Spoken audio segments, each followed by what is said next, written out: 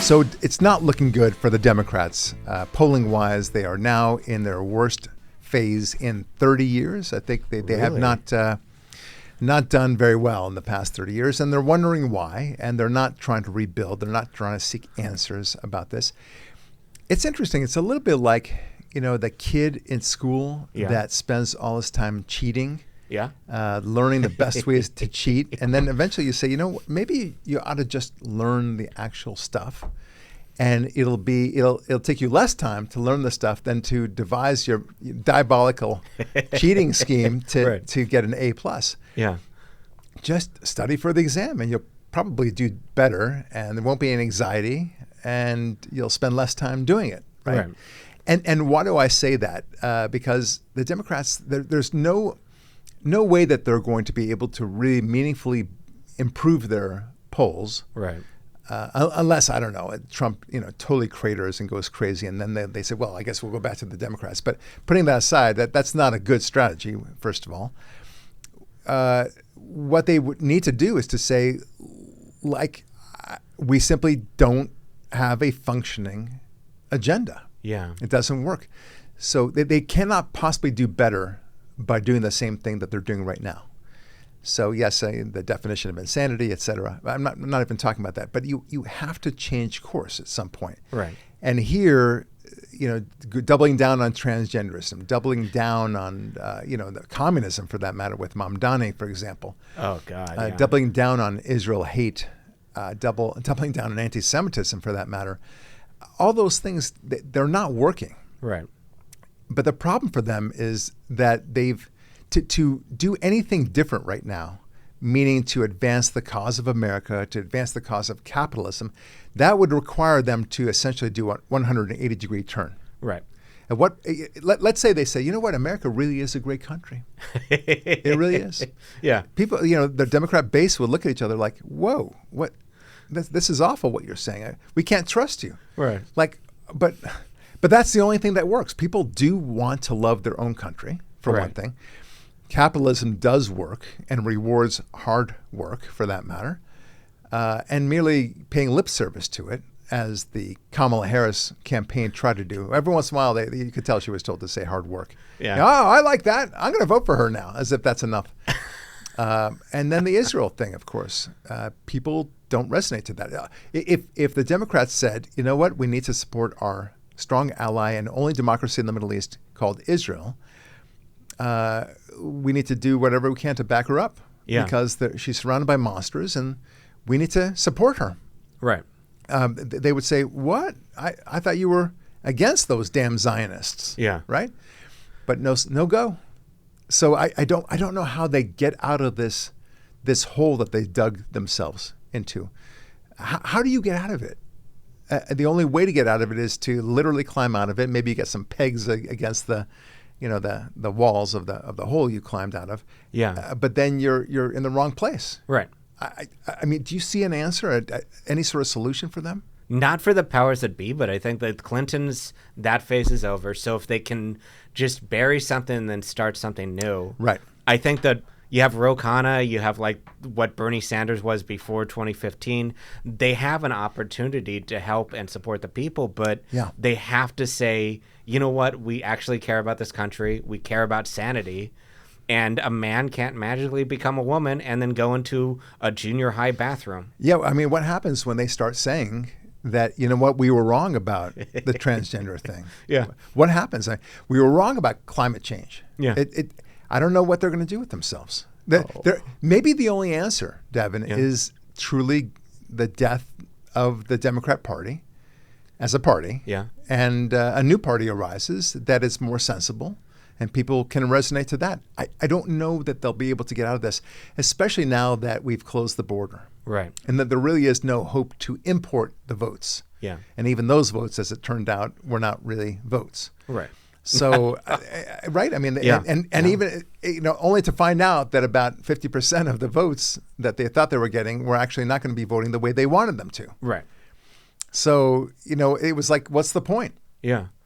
It's like I always make that analogy of the movie Alien, where the Sigourney Weaver escapes in the escape pod, I guess, and blows up the mothership, thinking that the alien is there, Right. But only to discover that the alien has actually joined her on the escape pod. So she blew up the mothership for nothing. Right. And now she's still stuck with the alien, right? And I think that's what happened here is that they've let in all these illegal aliens with the hope that they'll vote for the Democrats. And it turns out there's no marginal benefit to them. Right. Instead, there's only bad stuff going on. It actually hurts them. So I don't. It was a disaster in the making. So, but they get very excited about the cancellation of Stephen Colbert's show. As you know, that was that was clearly pure fascism in operation, right there. Complete fascism. That was what was going on. Dictatorial powers run amok, and the fact that they were saying fascism throughout and saying "F you" throughout the show to Trump, and you saw right away how the Gestapo Trump officers came in and they took Colbert away and they beat him up. Yeah, it was savage, horrible. I can't he was believe put it. into a camp. Absolutely, and slave labor and everything else, and you never hear from him anymore because he's in prison. Yeah, and let that be a cautionary tale for anyone who disagrees with Trump. Yeah. Okay. Who's losing $40 million a year? It's fascism. The capitalism. Horror. The horror. Yeah. Oh God! But give me that violin to play. Because $40 million, and he's still getting his same contract through another 10 months or so. He still gets paid. Yeah, okay. Through because he was getting October like of next year 14 million or something. It's some insane amount. This guy is going to be retiring very comfortably. Yeah. Look, the reality is the reason why that show got canceled was, for one thing, they were constantly a partisan show. People want to relax late night, generally speaking, but that's for the generation from ago. Right. Literally 30 years ago, maybe 20 years ago. People Yeah. still watch late night in the same way that they did 40 years ago with Johnny Carson and so on, Jay Leno. Yeah. People don't watch late night anymore. Not even if you had Johnny Carson, in that same spot, somehow he was alive, with it and everything else. But it's the year 2025. His show would not do well. It would do better than Stephen Colbert, right? Because he would be reasonable and everything else. But it still would not have anywhere close to the ratings that Johnny Carson had when he was in the 80s, the 1980s, that is. Because there's a plethora of other competing media, right? YouTube particularly. So Netflix, you imagine it, it's there. There's too many things to choose from. People do not watch late night anymore. Not at all. Yeah. Even Saturday Night Live is suffering. And what they've done very cleverly is that they take little bits of their skits and they put it on Facebook as shorts. Right. And that's smart. Yeah. And they eventually get some sort of streaming action that way. But anyway, bottom line, Stephen Colbert is out, but people have been protesting it. And in New York, I believe, 20 people, count them, 20 people showed up to protest for Stephen Colbert. Oh, my God. That's got to make a man feel good. When you see the whole world that's gotten together to support you. There they are, the 20 people. Yeah. Obviously that's very pathetic. It is, but it's so such pathetic. A perfect metaphor, like you were saying about the numbers, where like any mid-level podcast is going to have, and if somehow it was forced to cancel, you'd have way more people protesting than the studio like ABC or CBS thing with 20 people, with no audience, no protesters. It's sad. You're so right. Yeah. Well, okay, so take a look at this. I don't know if you've seen this thing recently with Sydney Sweeney. Yes. Pretty girl. Yeah. And she's doing the Eagle Great Jeans, American Eagle Great Jeans. American Eagle. So it's let's show the ad. Okay. And you tell me what you think. I'm not here to tell you to buy American Eagle jeans. And I definitely won't say that they're the most comfortable jeans I've ever worn. Or that they make your butt look amazing. Why would I need to do that? But if you said that you want to buy the jeans, I'm not going to stop you. But just so we're clear, this is not me telling you to buy American Eagle jeans. Sydney Sweeney has very keen.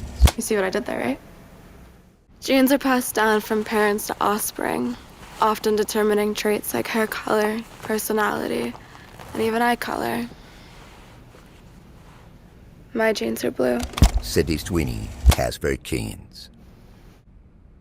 Okay. And then the commercial continues on with yet another one where she's kind of fixing, and I'll put that in quotes because I know she's not fixing this Ford Mustang, but it's a very sexy commercial. She's got a tank top on, and of course the American Eagle jeans, which really do look great on her. And by the way, I want to tell you, these jeans, and I'm talking to the ladies out there, please check out this ad because those jeans are very sexy. Yeah. Okay, I must say that as objectively. These tight leggings that a lot of women wear, not sexy. No. Okay, most of the time, most women don't have the figure to pull it off.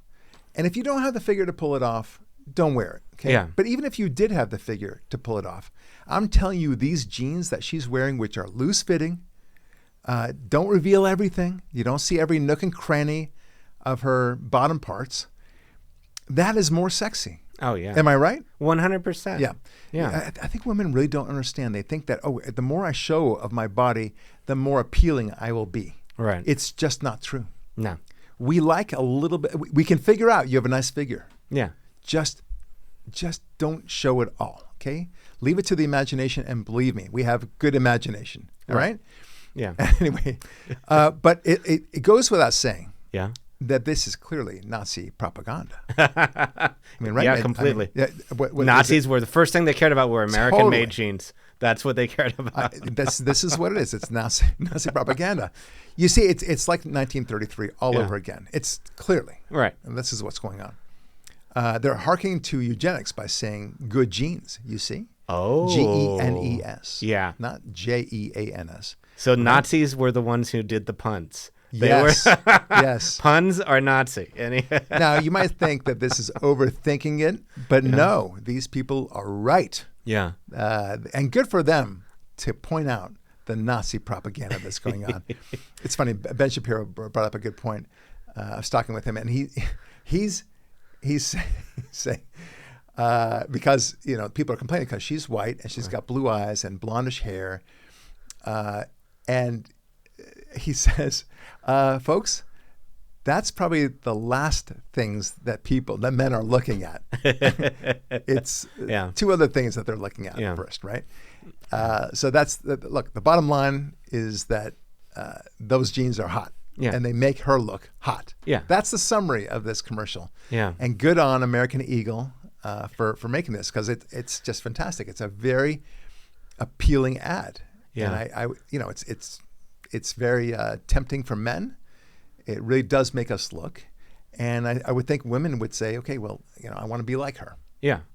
And you know what, American Eagle, I'm going to make sure the females in my family get those jeans 100%, because I think they're great. And I got to just add one thing if I can, that I don't know, I didn't study that ad for all of her body, but I didn't see any piercings. I didn't see any tattoos. That's a great You point. saw a woman with like a classic 70s stang and just looking good because women look good. Yeah.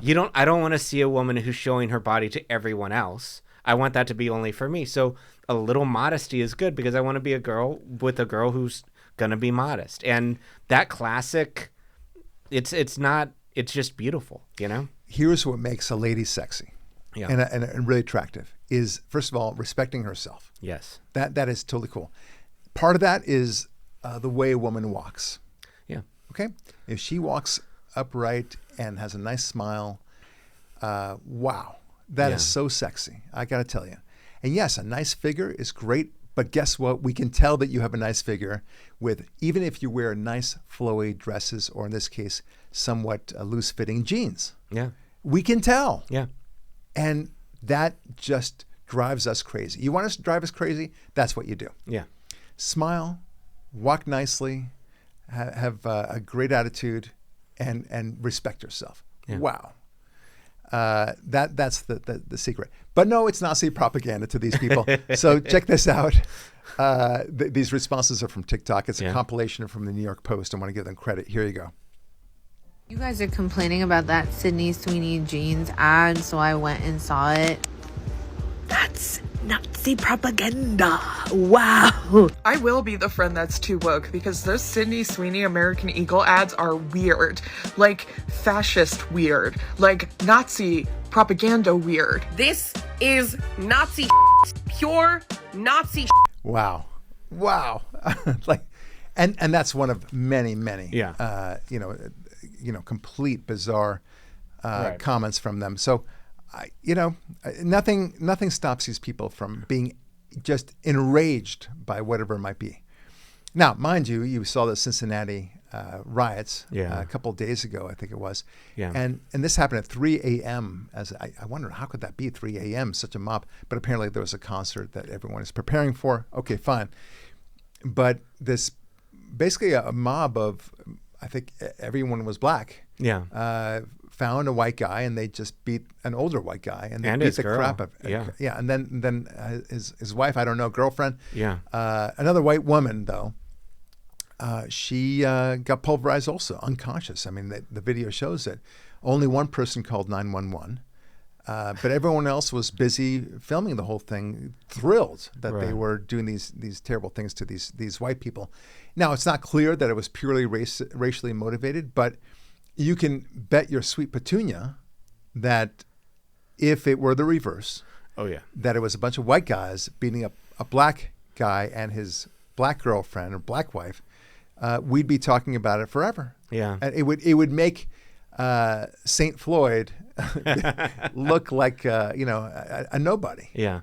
And that it really bothers me that we can't have that discussion. Right. That alternative universe. CNN's not talking about it. Nobody wants to talk about it. No. But this is a real problem. And if you look, nobody wants to be accused of being a criminal or inherently violent or anything merely because of their skin color. Nobody. Right. Or their background or their cultural background or their religion for that matter. Nobody does.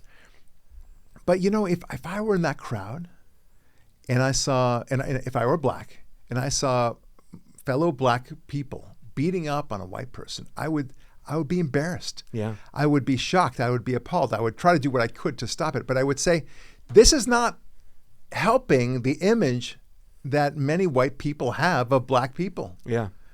You want to be treated equally and to not have racial attitudes imposed on you, and not to be assumed to be violent people. And yet you're doing this, and it's clearly a black on white situation. That's not inuring to our benefit.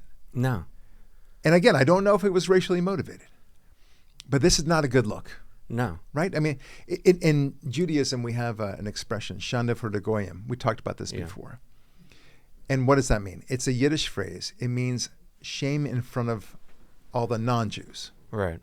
Okay? Meaning that when a Jew does something shameful, we all collectively feel embarrassed. Right. We don't join in with him. We're embarrassed by him. And I think every group should have that sense. Yeah. Whether you're Muslim or black or Hispanic or even a woman for that matter, you should be, when somebody in your group, so to speak, does something, it's okay to feel a little embarrassment about that. Right. Shanda for the goyim. Yeah. And I don't think that these people, at least, I'm not talking about all blacks, but certainly the people who are beating up that white man and that white woman, I don't think they had any of that sense at all. No. They have no long-term thinking like, hey, is this good for our image?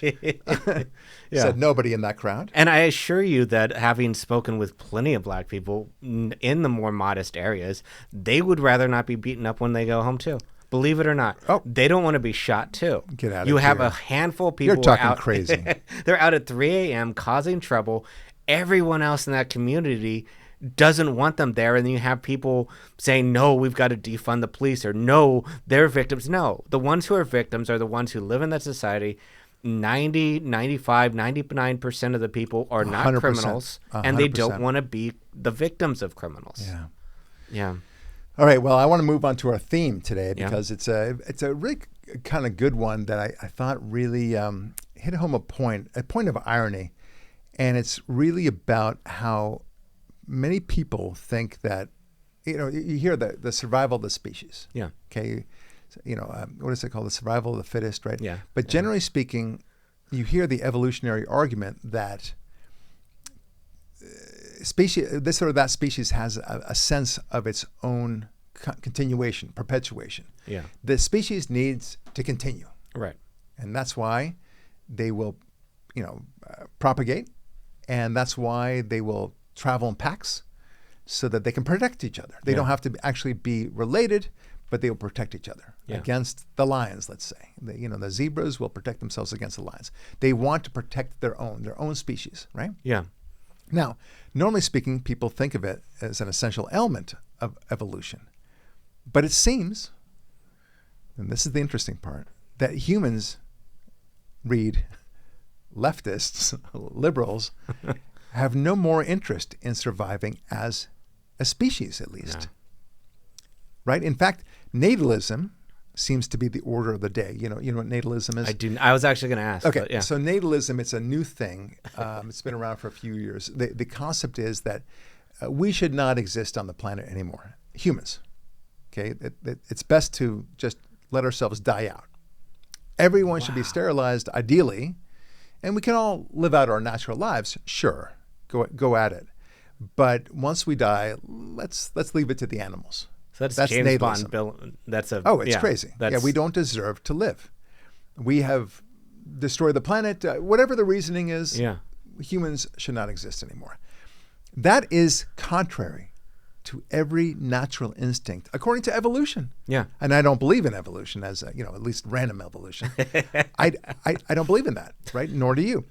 No. And yet, they themselves don't believe in the perpetuation of the human species. That is true, because that's a fundamental part, that the fittest survive. So surviving's the goal, or the natural. Yeah, it's weirdly ironic, don't you think? I think that's it's profound. Yeah. So this is and we're seeing this happen, and it's not just in the natalist nuts out there. Obviously there are a tiny minority. I grant you that, but we act as though we don't care about the future because people are not having kids anymore. Yeah. You and I see the numbers of children that the average American woman is having, 1.6 now. Yeah. I think it was only 1.9 15, 20 years ago, which is still not good. It was below the 2.1 replacement number. Right. But now it's 1.6, and presumably it's going to go lower unless something drastic happens. And the only thing, we'll talk about what that drastic measure might be in a moment.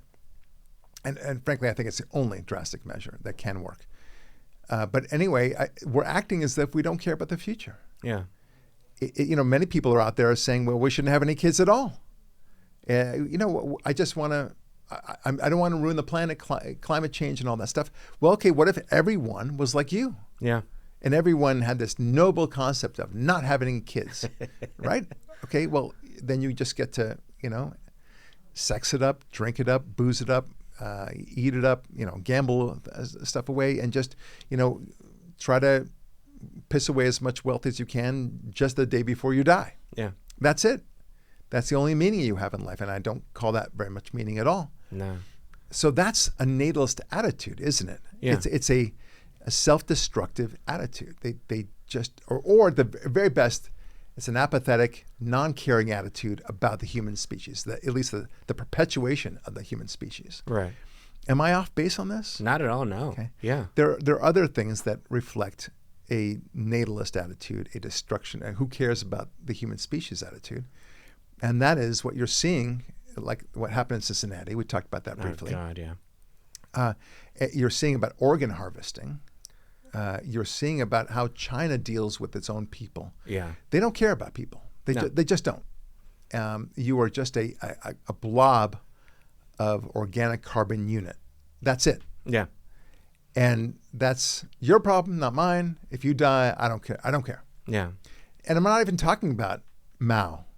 I'm talking about present day China. Yeah. Mao, of course, he had no problem killing 60 million of his own people because they were in the way. They were just things to him. Yeah. Like he thought no more of them than he would a mosquito. Right. Exactly. Yeah. So that is the natalist attitude also. They don't care about the perpetuation of the species. Every person that you kill, in Judaism, we believe that, every life is when you save a life, you save the entire world. Yeah. Because we recognize that person in turn will have children, and they in turn will have children, and so on. you can have a proliferation of thousands, if not hundreds of thousands of people emanating from this one person. Right. So when you kill, God forbid, this one person, or accidentally, whatever, kill him, then forever, you kill off his entire line. Yeah. And who are you to do that? Right. Right. So that's how precious we view life. But when you're an atheist, you don't have that sense. Yeah. On the contrary, you think we're just accidents. Right. So why would you infuse any importance to any individual's life? Why wouldn't you harvest organs, for example? That is so Right? messed up. Yeah, that's just It's messed up, but it's evil. happening right and left, especially in China. Yeah. I mean, it's like that movie or that show Squid Game. There's an aspect of Squid Game where they're killing all these people who lose the game, but if they perceive that person to be organ worthy, before they rot any further, if they're valuable enough, they'll cut off their bodies and sell the parts for organs. Oh God. So, but why not? Yeah. Why not? If you have that attitude, why wouldn't you have that? It reminds me, however, and in China, they're killing people who are living. Yeah.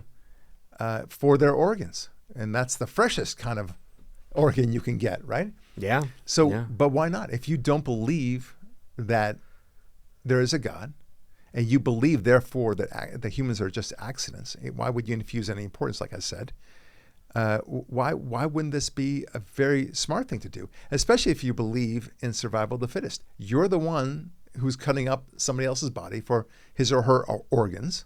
You win. Yeah. You get the money that you sell it for. Yeah. More power to you. Yeah. Why should there be criminal consequences flowing from that? Right. Because you wouldn't want it done to you? Is that the reason? That's what it takes for a functioning society? But wait a minute, I thought you don't want a functioning society. Yeah. What do you care? Right. I just couldn't care less. It's like as if the atomic bomb has bombed in every single city, and now you're caring about whether or not people open the door for you. Right. No, at that point, civilization is going to run amok. Yeah. All right. As Yeah. they say, it's rearranging chairs on the Titanic. Not important. None of those things are important. If I were a true atheist, if I really believed deeply that I was an atheist, and this is what atheists don't get, when you go that deeply into atheism, that's where your logic should take you. Right. You should conclude that we are nothing. We are meaningless. Yeah. So get them before they get you. And if that means killing them because they're in your way, then so much the better. Right. Now, I said before, I'm going to propose a solution to this declining birth rate. Yeah. It's the only, what would I call it, the only extreme answer, Yeah. and that is God. Yep. If everyone believed in God and really had a sense of God, then everything that I just said would be the opposite. Yeah. They would believe in the purpose of mankind. They would believe in the perpetuation of the species, for that matter. Right. They would understand that we have a role to advance the cause of God, to find God, that we are all each individually worthy of infinite value. Yeah. That's what we would discover. And when we do that, then we respect each other. Right. We don't rape each other. We don't murder each other. We don't steal from each other. That is the only answer. And if you did believe in God, you would also understand that we need to make more babies, a lot more babies. Right. And when people ask you, how many kids do you want to have? Your answer should be as many as God will give me. Yeah. That's the answer. 100%. Yeah. Now, obviously, some people can be, biologically or for whatever reason, not in a position to have even one kid. But whatever, the goal should be to have as many kids as you can. Yeah. After marriage, of course. Right. That is the answer. Yeah. There will never be an answer other than that to forestall, to combat this declining fertility rate. Right. Everything else, money, gifts, and things like that, it will not work. And you know why I know it doesn't work is because, first of all, it's been tried. Yeah. By a lot. Hungary has tried it. It has not succeeded. And if that were the case, then how do you explain how many that people had so many kids in the early 1900s, early 1800s, they were having 6 to 10 kids. Yeah. And nobody was incentivizing them to have it. They had it because they had those kids because God told them to. Right. At least that's what they believe. They felt it was a virtue to have a lot of kids. Yeah. You were valued more if you had a lot of kids. Wow, he's got 10 kids. That's awesome. Right. No one would say he's selfish for doing that. No. But now everything's been reversed. Everything's a financial equation and such. Yeah. So it's interesting to me. That is the only answer. Oh, and by the way, the other answer, and also proof of it, is that there is a country that does have an increasing birth rate in Western civilization. An atheist country?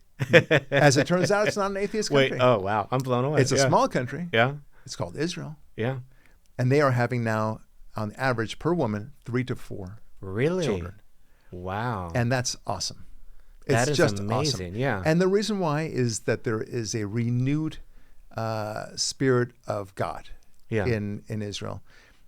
More and more so every decade. It's wonderful. So you're going to see a very nice growing economy, but more importantly, a growing population. That's all for the good. Yeah. And I'm very excited about this. So these are such obvious facts right in front of us. Yeah. You dump a lot of money to the declining fertility rate, it doesn't work. We know it doesn't work. You bring God into the equation, that does work. Yeah. And to add to that, what you said about if you save one life, you've saved the world. Now, you're talking on a macro level about society will be helped if more people get to God, but what about that individual? Yeah. That person who believes in God, that person who is blessed with multiple children, that person is going to be doing so much better. And then you have a conglomeration of a bunch of people from society. But yeah, I do think that's the only answer. And I think there is a religion that is testing everybody in Europe that's going to come here that is not the best religion. And the only way to combat that, again, is to embrace actual God and make sure not even the multiplication, but just having that relationship is even better. And I would be specific about it. And what you're saying. I was trying to be awesome. No, you're being very subtle. But you don't have to dance around it. Yeah. Look, you're obviously talking about Islam. Yeah. The Judeo-Christian God is the same God for Jews and Christians. Yeah. The Judeo-Christian God is not the God of Islam. No. It is a completely different God. And when a Muslim tells you, "Well, we all believe in God," no, we don't. It's not the same God. No. Because the God in your Quran is telling you to murder as many Jews as you can. They're hiding behind the trees and rocks. Yeah. And then the God of the Torah, what Christians call the Old Testament, tells people to embrace the Jews. And those who bless the Jews will be blessed. Yeah. And those who curse them will be cursed. Right. Okay, well, which God is it? Okay, if they're both holy books, I think we've got a problem here. What you might call an inconsistency. An inconsistency. That's exactly. an SAT word. Yeah. That's a good So one. let's move on to Gaza Yeah. and all the difficulties that are claimed to be happening, including the so-called starvation of their citizens. Oh, yeah. Look, I've no doubt there's starvation going on, okay? But that's all on Hamas. Yeah. It's every bit of it, okay? First, Hamas is stealing all the food and water that any country is sending to Gaza. Yeah. Okay. 100%. Yeah. It's easy, right? So this is a problem of their own making. Yeah.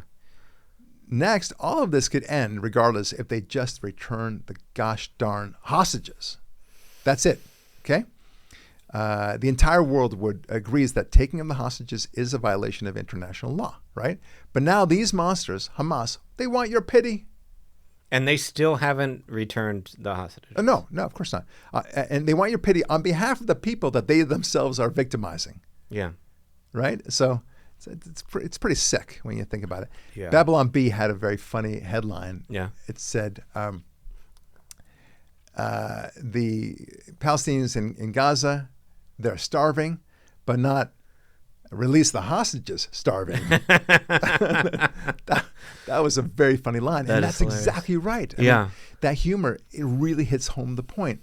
Like, okay, but you have the power to bring all this food in Yeah. And to actually, you could have had the power. Now I think it's beyond the point of that they could do this. But there was a point before the war started, and maybe even into the beginning stages of the war in Gaza, where if they did release the hostages and surrendered themselves, or even if they didn't surrender themselves, Israel might have given them some control back. Yeah.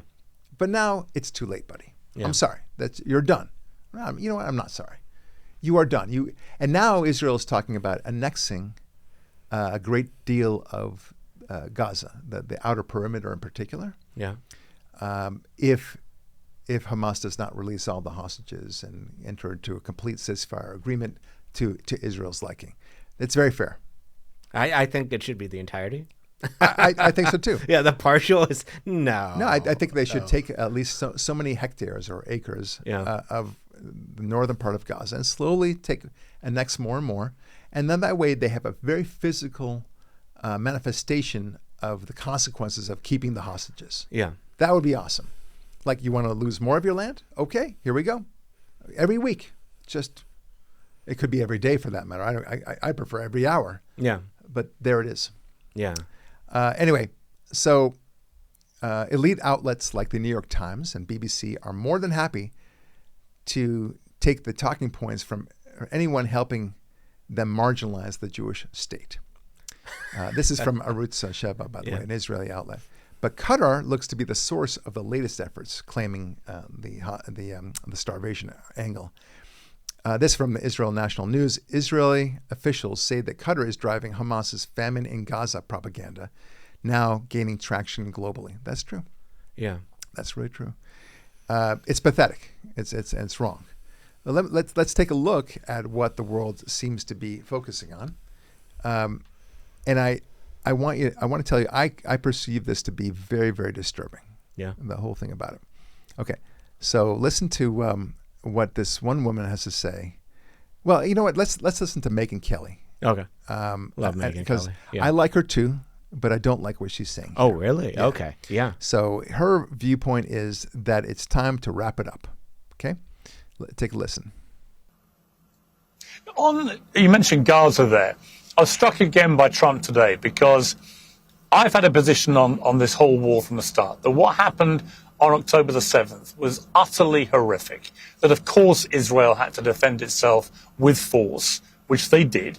But I kept saying from the start, for a few months, I don't know what a proportionate response is. It seemed like the response was overwhelming. And at what point would that cease to be proportionate?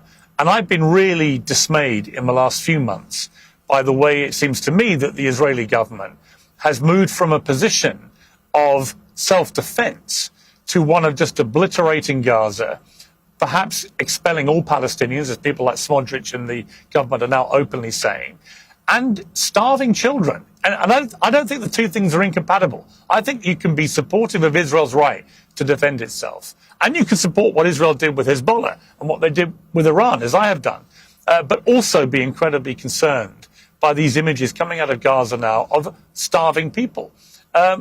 Where do you sit with this, Megyn? Because it is complex. I don't for a moment suggest this is easy in any way, but where do you sit with what is going on now with Gaza? Well, I'm always reluctant to put too much stock in the images coming out of Gaza, that phrase, because they're manipulated and they're masters of propaganda, and they're fine having their own children starve just as long as they can put them on camera and show them off to the world. That's Hamas. And frankly, it's a lot of Palestinians. So I'm very skeptical of taking those images at face value and saying it's Israel's fault. Having said that, it's time. It's time now. Israel, whether it realizes it or not, has made itself the villain of the world in letting this thing go on so long. They have lost support amongst their dearest friends. And even the entire Democrat Party here in the United States has turned against them, and they're losing Republicans by the day here in America, which is their most important ally. So whether the fight continues to be just or not is almost irrelevant.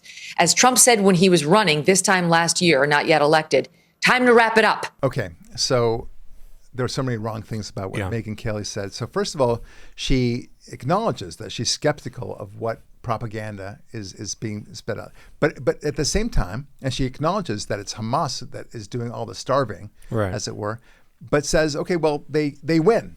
Yeah. They get to win. Yeah. Because the propaganda succeeds, and now Israel is the villain, as she says, and therefore time to wrap it up. Yeah. No, Megan. What's that expression? You could be one voice of reason, and you're arguing against hundreds of thousands of people who are crazy. Yeah. Tough. You stick to your guns. I mean, I'm surprised that she would say that. Right. Yes, when the going gets tough, you still have to fight. And she seems to be thinking that, well, it's really tough for Israel right now, and therefore you've got to wrap it up. No, I don't accept that. Yeah. If we wrap it up, whatever that means, and Israel pulls out of Gaza altogether and gives Gaza back to Hamas, for that matter, hopefully in exchange for the hostages, for crying out loud, then what's next? Yeah. We'll just have another war just like this. Right. Of course it will. It'll be all for naught. It'll be all in vain. And then Megyn Kelly one day said, well, why did they give it up? Right. Right. So why doesn't she have the same sort of anger toward Hamas? Yeah. Saying you're holding these hostages. You guys are monsters, especially what you did on October 7 in particular. And she doesn't mention that at all. Yeah. It's all about Israel being the villain. And guess what, Megan? Israel is always the villain, quote unquote. You think that this is the first time that Israel has had to deal with the world that hates it? Yeah. And it hates it for one reason only, is that Israel is a light unto the rest of the world. Right. It's a beacon of virtue. It's the exemplar of the Ten Commandments. It is the origin of the world's history, at least Western civilization. That's the reason why they hate Israel. Yeah. Has nothing to do with somehow not being nice with the Palestinians. P.S. that the whole world hates the Palestinians much more. They actually cause to hate the Palestinians. This is obnoxious on her part. I'm so surprised. I really do like her so much. She's usually right, but she seems to be infected by this bizarre logic that, well, if a lot of people really are against you, at some point you got to give it up. Yeah. No. Right. I mean, when America was alone in World War II, effectively it was alone. Yeah. Why not just say, well, you know what, it's just too tough for us. Yeah. Let's make peace with Germany. No, you've got to fight the fight. Yeah. And I don't know in what world she thinks that this is okay to say this. Yeah. What do you think? I mean, am I nuts on this? I think everyone is nuts because it is such a crazy situation. Okay. Russia has been painted as this evil, this horrible monster in the war with Ukraine. They didn't kidnap civilians and refuse to give them back. They have POWs that you can argue whether they treat them well or not. Okay. But they're soldiers. What country steals civilians and then after a year still has not returned them? I think because it is such a horror. It's beyond a horror that you would do that to an individual person. It really is, not to defend Megyn Kelly, but just to say it's so incomprehensible. And just, your children are starving.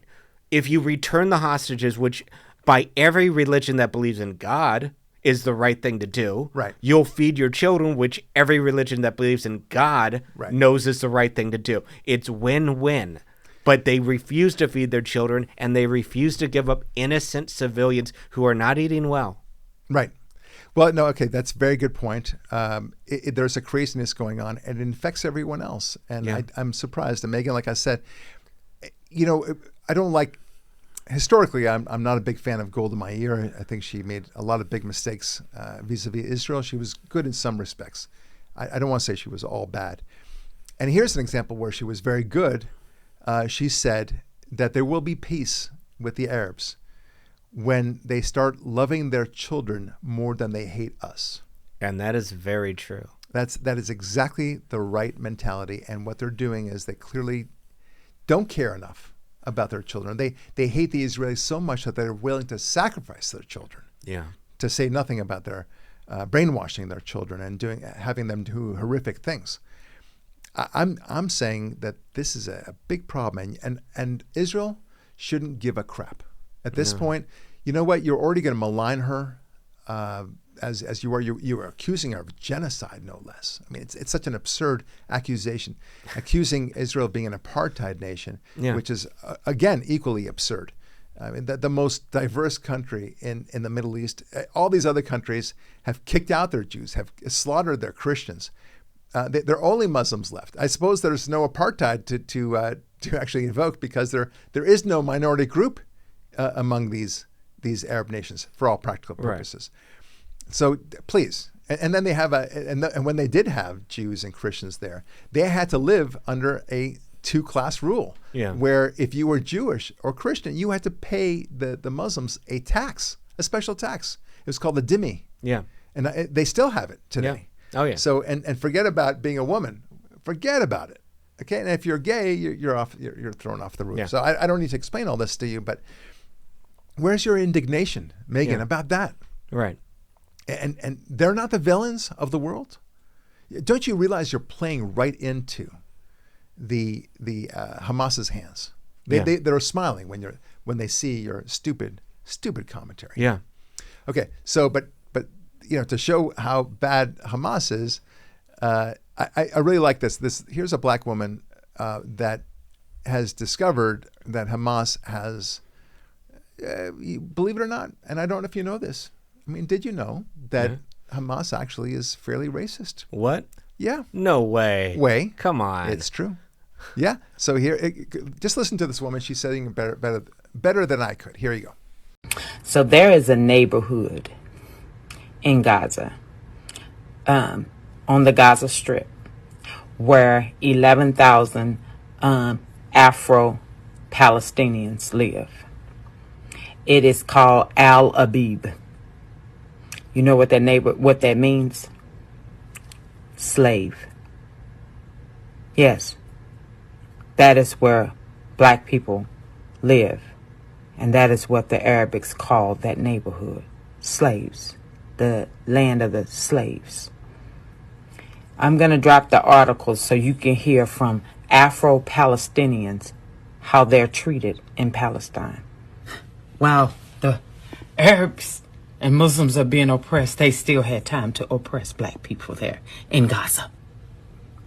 Wow. It's a fantastic way of putting it. Right? Yep. While they're being oppressed, they still have time to oppress other Arab Palestinians there. Yeah. That's really well said.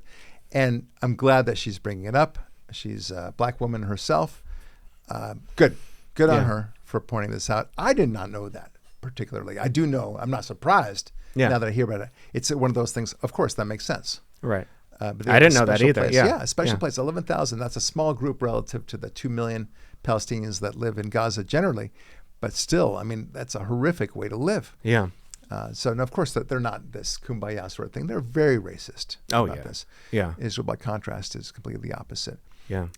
I just love hearing smart people kind of point out these kind of facts. Now, there are more disturbing things going on. So France now, perhaps infected by this idiocy as well, is set to recognize Palestine as a country. Macron. And I put Palestine in quotes. Macron is there. But don't worry. According to him, they're doing it to spite Hamas, you see. They'll show Hamas what they think about them by giving Hamas exactly what they want. Yeah. Right?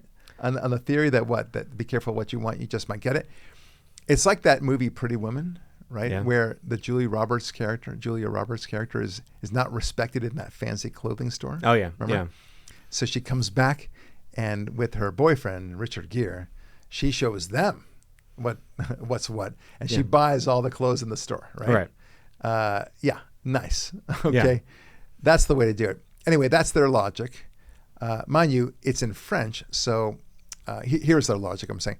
This is in French, so I don't know if I'll be reading it well. Okay. Le Hamas a toujours refusé la solution à deux États. En reconnaissant la Palestine, la France donne tort à ce mouvement terroriste.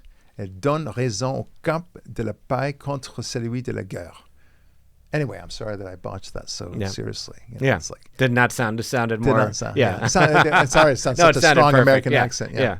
No, I speak a good deal of French, and I love French. So, well, I'll tell you what it says. So, what it's saying is, that Hamas has always refused the two-state solution, but if we recognize Palestine, France will expose the lie of this terrorist movement. It gives reason for the camp for peace against the camp of war. Yes, that's what their logic is. Okay, Yeah. it's exactly what I just said. It's the pretty woman analogy. Yeah. And now it turns out that England is also thinking about recognizing Palestine. Oh my God. Quote unquote Yeah. Palestine. There is no Palestine right now, unless they see some progress by Israel in ending the war. If they don't, we're going to recognize them. Oh, okay. So this is insulting in every way. And thank God we have a very good State Department from the Trump State Department. Here's what they say. This is a publicity stunt that comes in the middle of delicate diplomatic efforts to end the conflict. Far from promoting peace, the conference will prolong the war, embolden Hamas, and reward its obstruction and undermine real-world efforts to achieve peace. As Secretary Rubio has made clear, this effort is a slap in the face to the victims of October 7 and a reward for terrorism. It keeps hostages trapped in tunnels. The United States will not participate in this insult, but will continue to lead real-world efforts to end the fighting and deliver a permanent peace. Our focus remains on serious diplomacy, not stage-managed conferences designed to manufacture the appearance of relevance. Ooh, Yeah. that was good. President Macron's announcement about recognizing a Palestinian state was welcomed by Hamas. This reflects a pattern of counterproductive gestures that only emboldens Hamas, encourages its obstruction of a ceasefire, and greatly undercuts our diplomatic efforts to end the suffering in Gaza, free the hostages, and move the whole Middle East towards a brighter and more prosperous future. Yeah. Yeah. There you go. Yeah. Rubio gets it. He gets it, and the State Department gets it. Yeah. Thank God we have Trump in the presidency. Yeah. Anyway, this is from David Storm of Hot Air. This is his analysis. He doesn't actually believe it, but he's analyzing. He's reporting on it. After a comprehensive investigation spanning a year and a half regarding Israel and the Gaza war, the NGO has concluded that the culprit for all the death and destruction is capitalism. Yeah. Okay. According to the UN report, far too many corporate entities have profited from the Israeli economy of illegal occupation, apartheid, and now genocide. Yeah. The complicity exposed by the report is just the tip of the iceberg. Ending it will not happen without holding the private sector accountable, including its executives. Okay? Okay, these people are just crazy. They're insane. And then they, with their other side of their voice, they call their enemies Nazis. Well, yeah. Nazis were actually anti-Semitic. Yeah. So you kind of have that with them there. Yeah. Yeah. It's interesting, going back to the Megyn Kelly thing, yeah. that she thinks that this is all about appeasement. She's basically saying, do what you can to stop being hated. Yeah. Okay. You're losing. You've lost the Democrat Party, as if we ever had the Democrat Party. You know what? That's part of the reason why the Democrat Party has lost the 2024 election. They can't see when a country is a moral country like Israel. So that's the reason why. And to the extent that they're losing some Republicans, I don't think they are. And she says by the day. I think that's what she said. That's just not true. No. I think she's gaining adherence for Israel by the day, if anything. And this is not just about Israel. It's about lying about the Jews. Yeah. And it's lying about the Holocaust, for that matter. Take a look about what the teachers union rewrites about the Holocaust. The NEA, that's the union, talking about International Holocaust Remembrance Day. Yeah. Okay, you tell me what's wrong with this, Devin. NEA shall promote the celebration of an International Holocaust Remembrance Day on January 27 annually on its website and through other appropriate media to recognize the more than 12 million victims of the Holocaust from different faiths, ethnicities, races, political beliefs, genders, and gender identification, abilities, disabilities, and other targeted characteristics.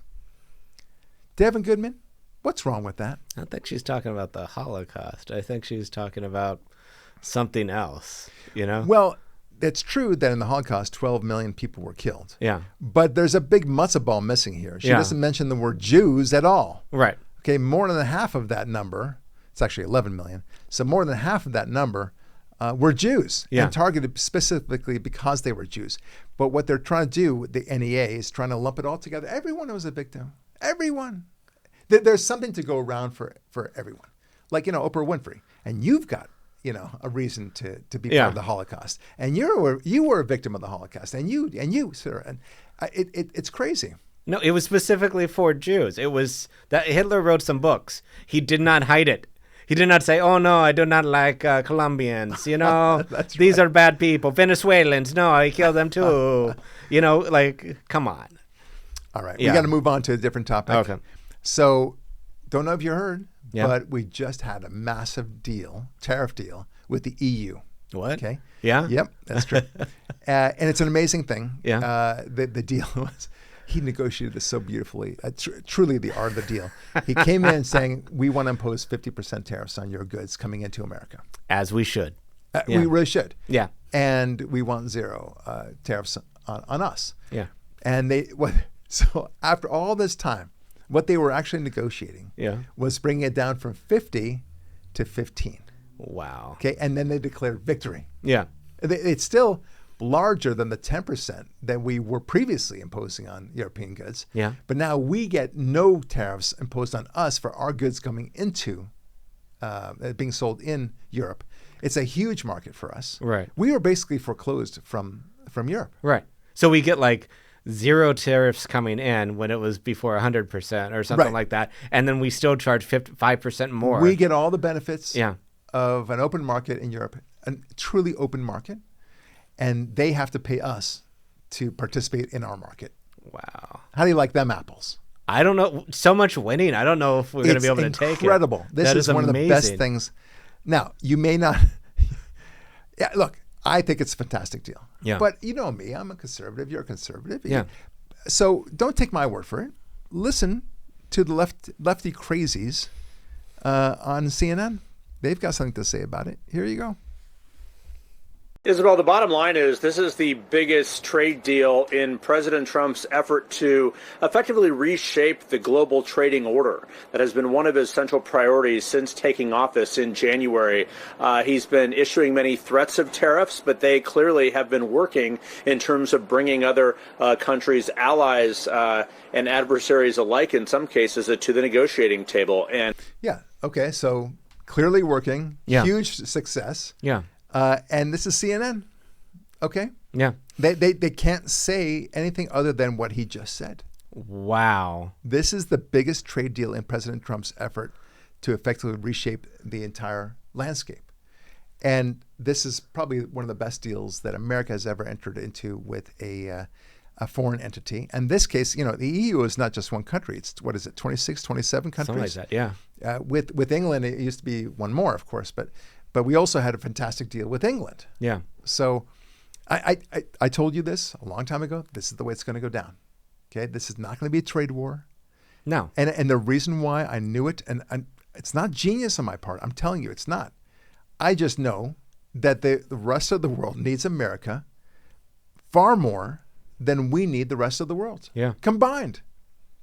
And when you got that kind of weight, you get to dictate terms. Yeah. It's as simple as that. 100%. No, yeah. It's like a lawyer. I'm a lawyer. Yeah.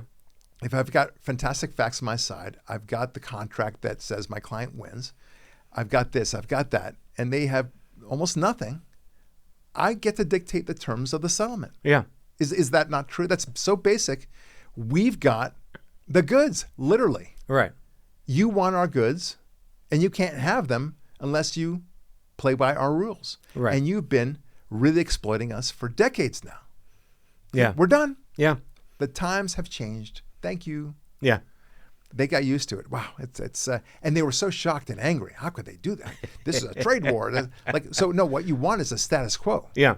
Which was a trade war against us. Right. We were losing that trade war. We're just tipping the scales. We're making it fair. Anyone can see that. Right. Now, look, at the end of the day, I think, 10 years from now, it'd be nice if everyone went to zero. Right. 100%. On all sides of the Atlantic, all sides of the Pacific, great. Let's go to zero. That'll be a true thing. But it was not that way before. Yeah. It's going to be much more fair, and you're going to see the economy is going to boom like crazy because of this. And not only that, but the EU is now investing $600 billion into the United States. That is amazing. And why not? Yeah. It's an opportunity. They should love that. And I have no doubt that Trump said, this is good for you. Yeah. Commit to that, and we'll commit to everything else. And we'll be watching you. Yeah. But put in the $600 billion, it'll be good for you. Wow. It's such a win that they really just don't know what to do with themselves. Now, my question to you, 2 years ago, 2.5 years ago, what would you think was more plausible? Trump doing this EU deal or CNN saying a non-negative, hateful story about Trump? Because I'm more surprised with CNN not slandering Trump than the actual EU deal. That is really interesting. You have made me think, my friend, and for that you should get some pie. I get fed. No. That's really funny. Take a listen to Bloomberg. Actually, they had a very interesting comment about this. I loved hearing this from this guy. It's a triumph of a lot of things. Certainly, the president ought to take a victory lap. I think it ends up being good for the European Union. It's a blow against the conventional wisdom. Yeah. So this is that was from Valuetainment, by the way. I cut from them. I want to give them credit. But Bloomberg is talking about how amazing this is. Yeah. And it truly is amazing. They can't get out of it. And Bloomberg is no conservative website. No, not at all. He ran against Trump, I think, didn't he? Exactly right. Yeah. Now, and mind you, remember, everyone had doomsday scenarios about how awful this was going to be and such. I didn't. Yeah. I knew that it was not going to affect inflation. Yeah. How come Barak Lurie, small little me, how come I knew that this was going to be great? Right. Because it could only have happened the way that it happened. Yeah. Because I knew every single country was going to have to come to the table and work out a deal with Trump, and which would inure to the benefit of America, because at the end of the day, Trump would always be able to say, do what I want, or we're just cutting you out of the market. Yeah. Once you have that ability, you are going to win. Yeah. That's what happened. Yeah. But here's what the naysayers said. 24 hours after Donald Trump intentionally detonated a bomb in the heart of the most resilient economy on the planet, the sights and sounds of his failure to protect the American people's pocketbooks. Regardless of how you feel about tariffs, this is a self-induced war that we started. I spent 3 months after the election warning Republicans they needed to be careful. Okay, so this is a great example of what we're talking about. This is from MSNBC. Right. And these are these major anchors that have talked somehow that they knew. I was warning the Republicans, as if they were actually listening to him. Yeah. Nobody listens to MSNBC, but there it is. No. But they think very highly of themselves, and that's very important these days. Oh, yeah. You got to have that. Yeah, confidence, pride. Very that's what important. matters the most. That's all that matters. Yes, exactly right. So I'm just very proud of what he's done, and they can't take it away from him. Or they're actually acknowledging it. Yes. There are so many things they refuse to acknowledge, and now it's for some reason impossible for them to do it. Yeah. It's amazing. It is amazing. But you know what? What really worked? Yeah. It wasn't so much what I said about throwing around your power and your influence and the fact that we have goods. No. Trump went to the EU president, and he was wearing that T-shirt, "Pay us what you owe us." You know, he took a lesson from the WNBA. Remember that? Yeah. And I think that's what did the trick. Yeah. Yeah. T-shirts. It was very influential. People don't understand the power of T-shirts, and that's really the art of the deal of the day. Yeah. And by the way, people, just for the record, Devin didn't think that would work. Did not. Yep. The T-shirt thing would not, but here it is. Yeah. Anyway, by the way, I think that's what people should do whenever they do any services for anyone. Like, let's say you're a gardener, okay, and the house owner owes you some money. Next time you come to the house, you just wear that T-shirt. Pay us what you owe me. Enough said. You don't have to say anything else. Yeah. That's it. And just keep on wearing it over and over again until the day they actually pay you. Then you change your shirt. How's that? I will not change his shirt. It's direct, perhaps a little rude, but it's effective. Effective. That's all I'm saying. Yeah. I'm so proud of this country. I just love it. Amazing. Okay, I wanted to share with you, as you know, this story about Epstein. People, the Democrats have nothing. No. So they're trying to show that there was something not disclosed about Epstein. Okay, so let's do everything we can. We just expose everything. Yeah. Okay? And they did. Yeah. So they showed all the camera angles and everything else for Epstein. Clearly, he was not killed. They found the so-called missing minute. There was no missing minute. Yeah. Epstein killed himself. Part of me wanted to believe the conspiracy about that, but it still didn't make that much sense. Yeah. That would have to be pretty outrageously manufactured. But nevertheless, I don't put anything past the Democrats, as you know. Yeah. But then they try to say that Trump was in cahoots with Epstein. Why? Because he sent a 2003 birthday card to Epstein, unsigned, right? Yeah. With a doodle on it, like as if he would do that. Which he never does. But you know that it was from the highest source. Yeah. What kind of source? Anonymous sources. Oh, yeah. They're the best kind. That's what they trust the most. Oh, absolutely. Yeah.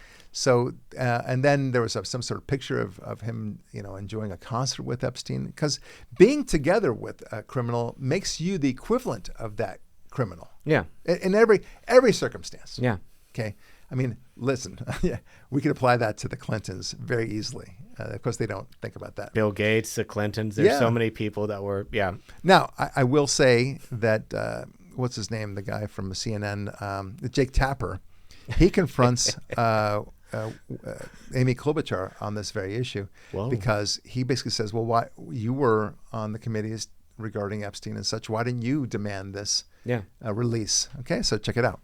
But it's true that the president says there, Democrats didn't really seem to do anything about the Epstein files throughout the 4 years of the Biden administration. I mean, should you have? You sit on the Senate Judiciary Committee. Senator Marsha Blackburn for years has been trying to get flight records and other information about Epstein released, and she seems to have been the only one on that committee trying to do so. So the president blaming Democrats for this disaster, Jake, is like that CEO that got caught on camera blaming Coldplay, okay? Like, this is his making. Okay. That's a cute metaphor. It has no bearing to reality. It's a very poor analogy because I don't see how that connects. He's basically saying, well, why didn't you uncover this? I mean, you clearly went to war with me, engaging in this, these phantom lawsuits against me. But if you had a smoking gun with Epstein, don't you think that you had the opportunity, you would have exposed that? I mean, you had control of all those files. Yeah, to prevent him not to be president, right? If he's implicated. And you didn't even try. Yeah.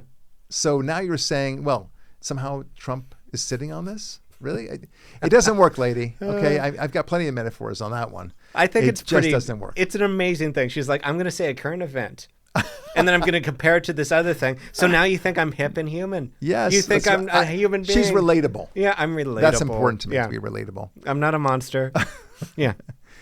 Okay, so one last thing about Obama and the possibility that he might be indicted for obstructing. Wow. And concocting the whole Russian collusion thing. And I think he can be. And this is from PJ Media. Actually, Obama could be indicted. The court explicitly left the door up, the Supreme Court explicitly left the door open for criminal charges, even against sitting or former presidents, if the conduct in question was personal, political, or unrelated to the legitimate functions of the presidency. Yes. Was that only for Trump, though, or was that for other presidents as well? Because the Supreme Court's a little... Yeah. I think that they actually have a good argument here. And let's be honest, Obama, what Obama did during the Russian collusion hoax was just political. Yeah. It was a calculated abuse of power far outside the bounds of his official role. How he could say that concocting that was part of his official roles, impossible. It was exponentially worse than Watergate. Yeah. It was, and yeah. Yeah, so, that's right. Yeah. Tulsi Gabbard says that the evidence that we have found and that we have released directly point to Obama leading the manufacturing of this intelligence assessment. Now, Obama laughs this off as a distraction. But notice what Obama is not saying, that he actually had a legitimate basis for his assertions that President Trump was colluding with Russia. Yeah. He doesn't even deny fabricating the story. Yeah. Now, he might eventually, but he hasn't. Not yet. He just says this is a distraction. Yeah. Okay. I don't know if that's going to win. Okay. Last, I'll leave you with this. Remember all the things that they said were there. Yeah. Okay. Trump being on the list, the Epstein list, the 2003 birthday card, the Russia collusion narrative, which is a huge thing. Yeah. That tariffs will lead to inflation. That the inflation, the spending inflation during the Biden term will only be transitory. Yeah. Remember that? That the war in the Middle East will explode if we bomb Iran. Right. Remember that? Nuclear facilities were somehow not destroyed when they were. Yeah. You don't hear anything more about that. No. That's really funny, which means that they were destroyed. Yeah. The story that Trump was not spied upon. Okay? Yeah. And that the virus came randomly from a wet market. And, of course, the Hunter Biden laptop. Yeah. Okay? All these things and much more. Yeah. They've said it so many times, and you still support the Democrats. You still take them seriously when they trot out the next bald-faced lie. Yeah. At the very least, why don't you just say to yourself, I'm going to wait and see. Yeah. That's okay. I can buy that. Right. You might like the Democrats. You might want them to be right, but you still might want to say to yourself, before I jump whole hog with these people, I want to make sure that it's accurate. Yeah. That's all. Yeah. I think that's a very fair thing to do. Anyway, folks, this has been a really great time with you, and I appreciate your patience with this. But there's so much to talk about. It's insane. Thank you again, everyone, for bringing in more people to the podcast. We are growing. I'm very excited about it. We're actually doing massively well. Yeah, we are growing. But I'm a greedy son of a gun, and I want more people, more. Yeah. But I think we speak a lot about the important issues. I think we connect a lot of the things that we see to God or the absence of God. I do think that the Democrat Party is a party that does not care about God. I don't think that they meaningfully infuse God into their policy decisions or the party platform or anything about that. Everything they do is godless. Yeah. The Republicans, thank God, are the party of God. Yeah. It doesn't mean that God is behind them in every way, but they embrace God. Yeah. They seek to be on God's good side. They understand that God is real, that God is a factor in our civilization, and we dare not abandon God if we want to keep civilization going the way that we treasure it today. Yeah. All right, folks, signing off now. Barak Lurie signing off saying, God bless, be strong, and we'll talk with you next week.